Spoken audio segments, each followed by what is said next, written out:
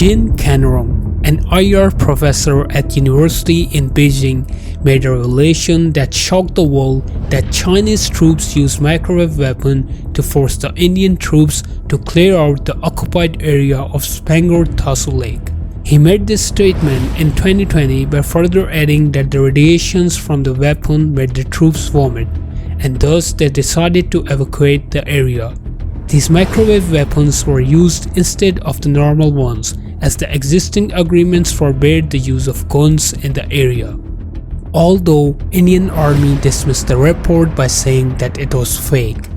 But according to ground reality, it is not possible to lose 20 troops without any destructive weapon.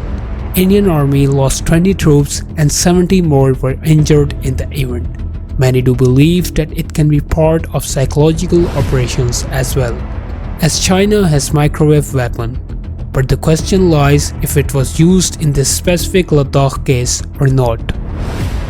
What are China's advanced military technologies and what strategies India have to tackle it? If you are new on my channel, make sure to subscribe, like and share this video in your circle. It is clear that China is gaining command in the use of high-tech weapons to gain military edge.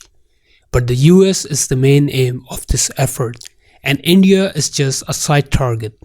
The Chinese Communist Party's Central Committee issued a bulletin which affirms that the main target of the 5-year plan that dates from 2021 to the 2025 was to make disruptive technologies, so it can catch up with the latest technology of US.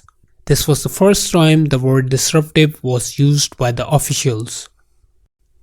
We can say that now both the US and the China is in competition with each other to develop the destructive weapon, and both have begun to change directions to address the circumstance. USA has imposed a firm policy regarding the exports of Chinese products and has prevented Chinese students who wish to study in the USA. At the same time, it has firmed its grip in AI to compete with China. Military technology development in China. According to China's white paper defense that says that world is going toward informationized warfare, so it is working toward precise intelligent weapons and high-tech military technologies. These are based on IT and are much specified towards its target. This is similar to US military's concept of net-centric capability to gain advantage over your rival. China has improved its warfare in 3 main terms. First of all, it inspires from the Western technology and then renovates it.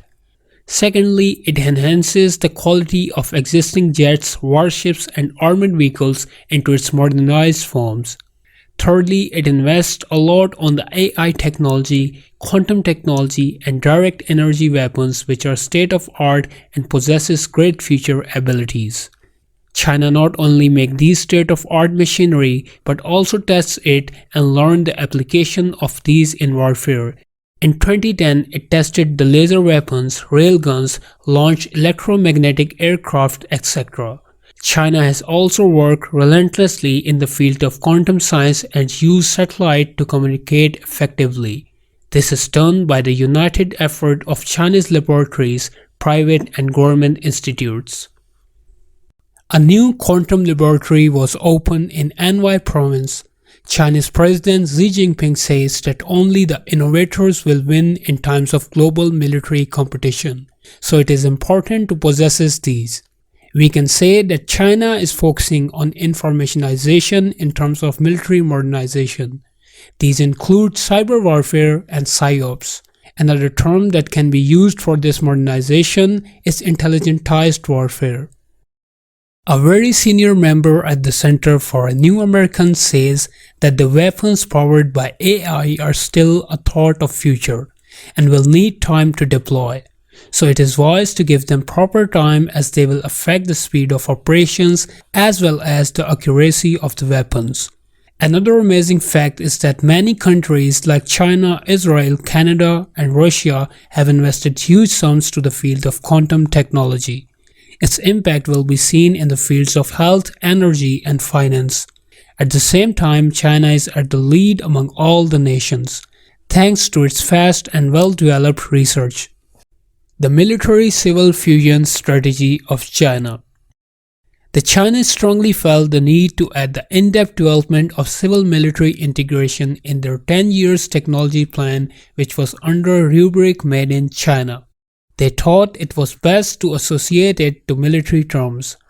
The military-civil fusion was emphasized in the 13th five-year plan, which ranges from 2016 to 2020, and it associated with next-generation artificial intelligence plan too.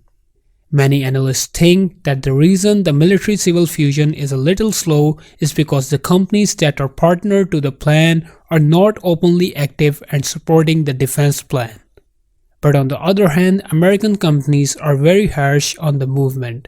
Analysts also gave some reasons on the matter, and one of them is that companies hide their motto so they don't have resistance in their international business. On the other hand, China Electronics Technology Company and Beidou have set up a laboratory to research intelligent machinery and their commands. The amazing part is that all the institutes, whether private, government, military or others, have joined hands to work together, showing the greatest synergy of all times because they are having a clear goal in mind. China is also investing huge capital in research and development. Issues for India.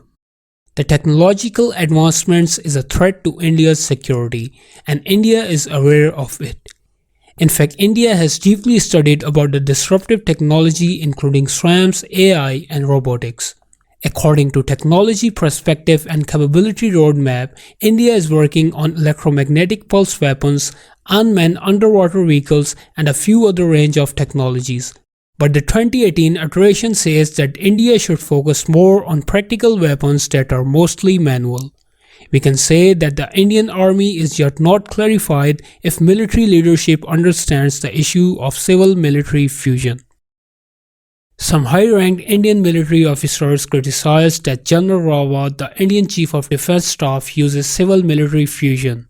That means he used the assets of the commercial property to military side. For example, he used airports for military purposes.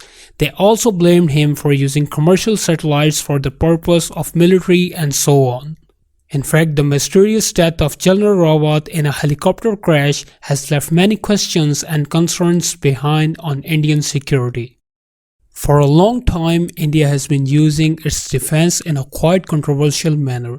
Still, the defense attaining procedure is pending under the Defense Acquisition Procedure. The purpose of Defense Acquisition Procedure 2020 was to bring weapons and defense under its own umbrella. Chances are very rare that this will get solved. India, with the help of DRDO, Defense Research and Development Organization, has re-innovated products like Akash surface-to-air missile and also created radars and electromagnetic warfare systems, while its other products like the Tejas light combat aircraft or the Astra and BrahMos missiles are West-based technology. India has yet not been successful to develop unmanned aerial vehicle that its armed forces can use.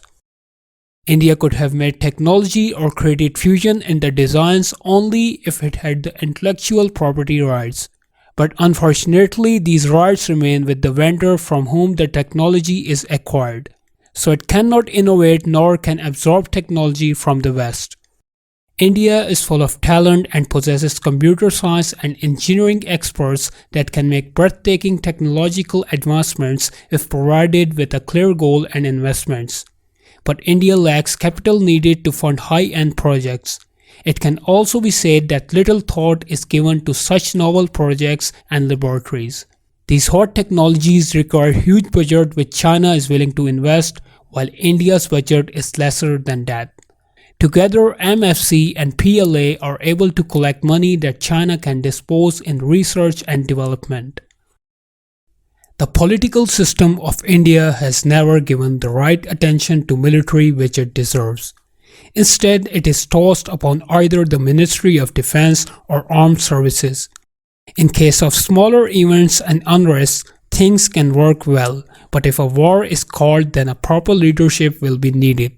while in case of China, Chairman of the Chinese Communist Party, President of the People's Republic of China, Chairman of the Central of Military Commissions, and the Commander-in-Chief of the Joint Operations Command Center are working together to make China stronger than ever. If you like this video, make sure to give it a thumbs up, and of course don't forget to subscribe so you never miss it when we upload a new video. You can drop your recommendations and comment of what you wanna see us make in the next video. On that note, thanks for watching, we'll catch you in the next one.